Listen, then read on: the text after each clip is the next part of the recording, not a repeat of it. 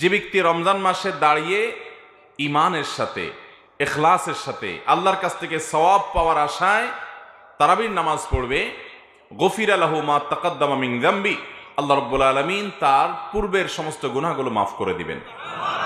এই জন্য রমাদান মাসে একজন ইমানদার তারাবির নামাজ পড়বেন। তবে তারাবির নামাজ পড়াটা এটা আমাদের জন্য রোজা রাখার মতো এরকম ফরজ করা হয় নাই, এটা সুন্নাহ। নবী করিম সাল্লাল্লাহু আলাইহি সাল্লাম করেছেন, সাহাবা ইকরাম জামাতের সাথে গুরুত্বের সাথে এই তারাবির নামাজ আদায় করেছেন। অতএব তারাবির নামাজ আমাদেরকে আদায় করতে হবে, এটা রমজানের একটা বড় আমল। তারাবির নামাজ আদায়ের ক্ষেত্রে আমাদের লক্ষ্য রাখতে হবে খুব বেশি মাত্রাতিরিক্ত তাড়াহুড়া যেন না হয়। তাড়াহুড়া যদি হয়, হাফেজ সাহেবের তেলাওয়াত যদি আমরা না বুঝি, কোনো কিছু অতিরিক্ত যদি হুলস্থুল করা হয়, তাহলে সেক্ষেত্রে সেই তারাবি কখনো আল্লাহর কাছে আমাদেরকে নৈকট্যপ্রাপ্ত বান্দাদের কাতারে শামিল করবে না। এটা আমাদেরকে উপযুক্ত সওয়াবের উপযুক্ত করবে